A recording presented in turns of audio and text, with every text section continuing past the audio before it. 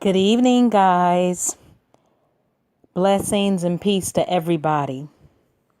Thank you for joining my Aisha Speaks Jade page, which this evening I'm actually doing a makeup live audio for yesterday, which was Tuesday, July the 10th. And so hopefully you guys can hear me. And if you're joining me live and you can hear me, just leave me a little comment and let me know that you can. So I'm not going to take too much of your time up. I'm actually up north in Jersey, and I'm taking care of some things for my mom. And it was just so awesome to see her wonderful and beautiful face. Just so much is going on, but I'm always blessed to know that she wakes up despite any challenges or situations that she goes through. And I hope for a better tomorrow. It's been extremely tiring, not only for my mom, but for myself as well. And again, appreciate all the good vibes and good energy that has been sent my way in regards to my mom. So what I want to talk about this evening is, I just had it. Okay. So this evening, what I would like to talk about is resilience, saying yes to life, maintaining mental health in the face of adversity. So resilience. Resilience is not a fixed personality trait that one is born with, nor can it be captured neatly in a brain scan. Rather, it is an outcome of a dynamic process of adaptation. While a lot remains to be discovered about the process that set in motion our resilience mechanisms, researchers like Kalish are shedding light on how humans maintain their mental health in the face of adversity. Training resilience, it appears, has a lot to do with self-efficacy, our confidence in our abilities to handle challenges, appraisal style, the way we evaluate situations and events in our lives, and our general attitude towards life. So, let's look under stress affects our psychology and biology. There are many findings indicating that people undergo challenges while they are exposed to stress. We don't stay the same, not only psychologically, but also on a molecular level. Sometimes those stress responses are adaptive and sometimes they are maladaptive. So here's an example. There was a study on U.S. soldiers before and after war deployment. Those who developed post-traumatic stress disorder, which stands for PTSD, after the war showed enhanced expression of genes related to inflammation. But those who didn't develop PTSD, in other words, the resilient ones, had switched on gene networks related to wound healing. It's not the resilient people are simply inherently strong or insensitive to stress and thus stay the same after stress. Rather, resilience is a sign of a successful adaptation. Resilience can be trained. While we need to know how much more about the process to really understand the mechanisms of acquiring resilience, you can learn to habitually appraise things from different, more optimistic perspectives. That is, you can learn to avoid overestimating the probability of negative outcomes. You can learn self-efficacy, which means you can appraise challenging situations as challenging, but not as a threat, because you know you can do something about them safely. Fine-tune your stress responses. You need stress responses. They are necessary because they help you survive, but they need to be optimally regulated.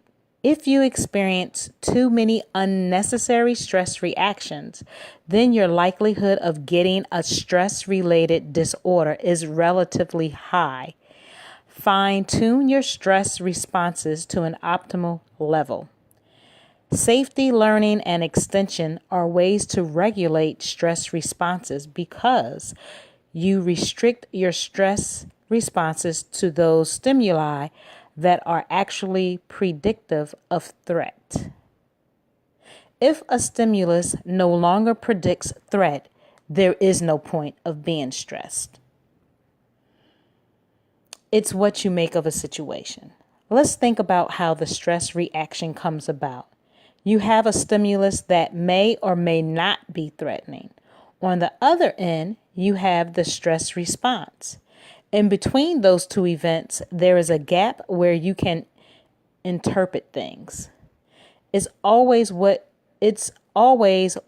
your mind makes of a situation, not the situation itself. Let me read that again. It's always what your mind makes of a situation, not the situation itself.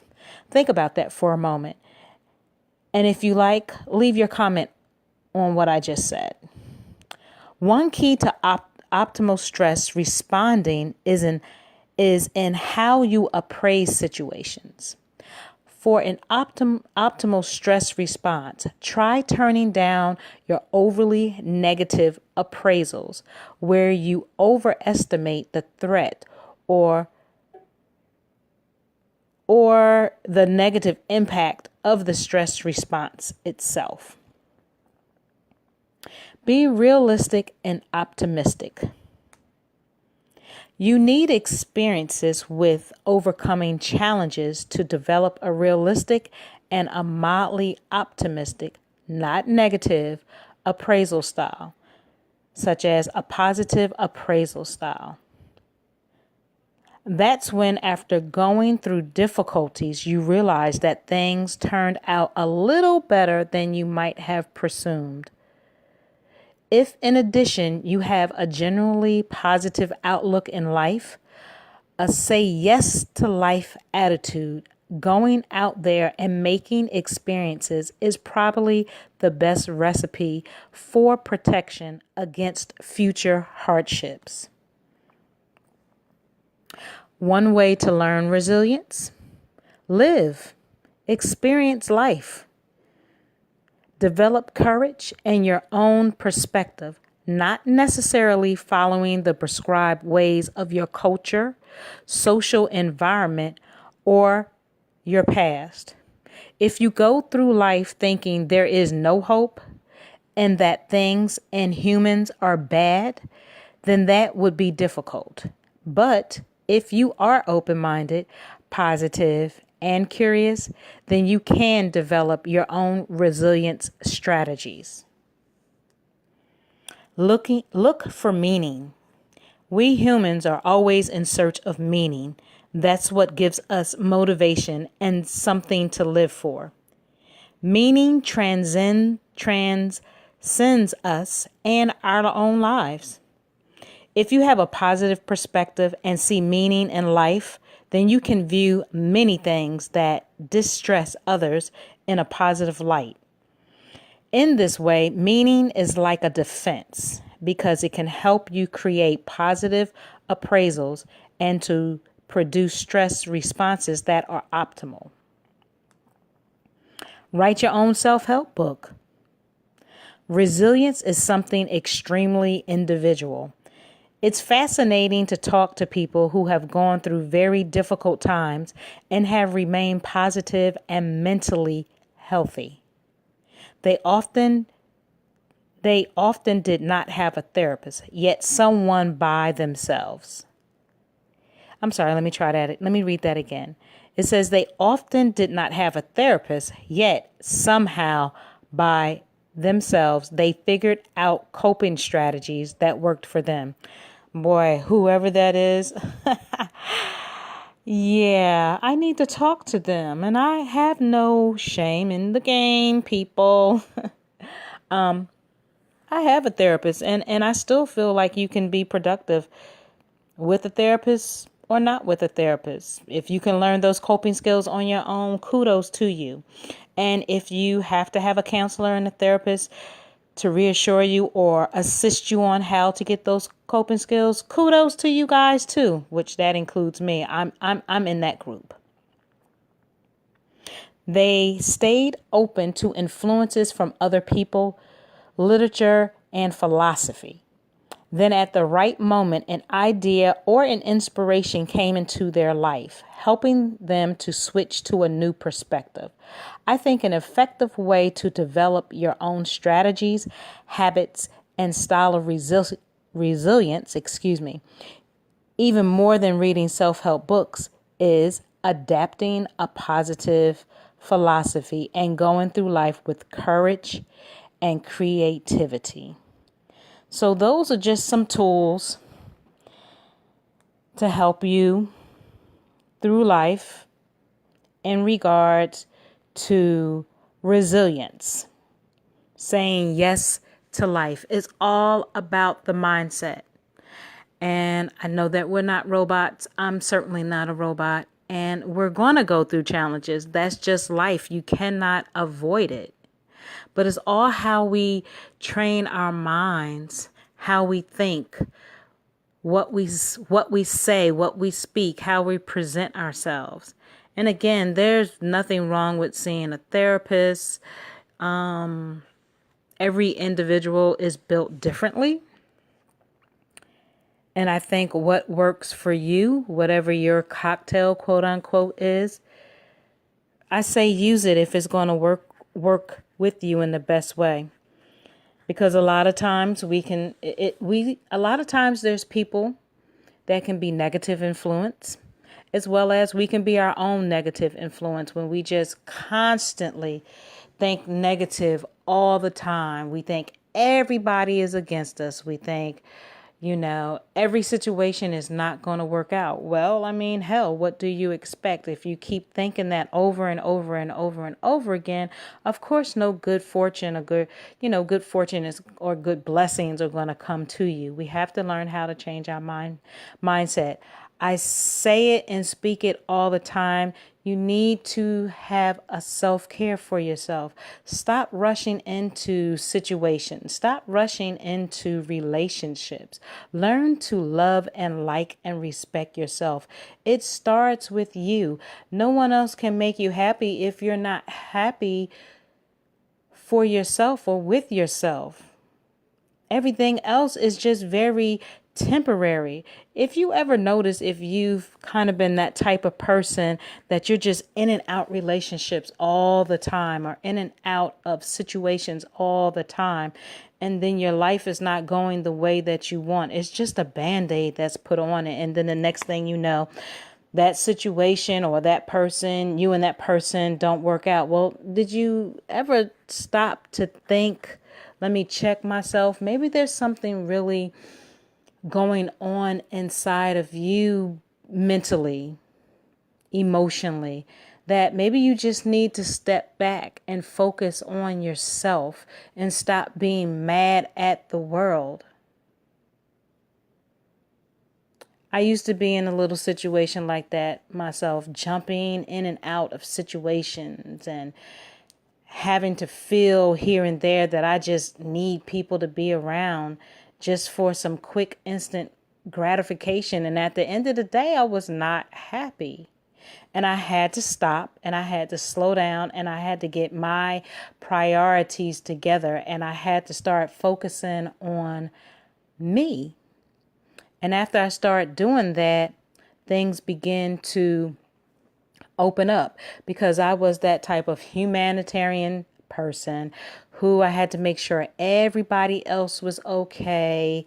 Love, love, love the world to everybody, and completely was forgetting about me. So while everyone else was, hey, thanks, Jade, or thanks, mom, or thanks, friend, or whatever the situation may have been at that time, I'm not doing the goals and the tasks and the achievements that I want for my own life. So have to step back, and it's okay. Doesn't mean that you always don't, you know, care or love for the person, but sometimes you just got to put other people on hold and focus on yourself. They're grown. You gave them tools, let them learn how to deal with their own lives while you work on yours. So I just, want to say that please remember the self-care. Remember to love yourself, respect yourself. Always make sure that you take care of your crown, which is the top of your head, to the soles of your feet. Okay? You are most important. Learning to love yourself, learning to take time out for yourself, learning to get in tune with yourself, however that looks for you, mentally, emotionally, psychologically, physically, spiritually, however that is.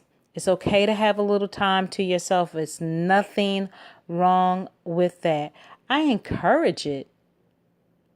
So with that being said, I just hope that someone took something from what I said this evening. I hope that you continue to enjoy your evening and have a better tomorrow. And with that being said, much gratitude. Ashe.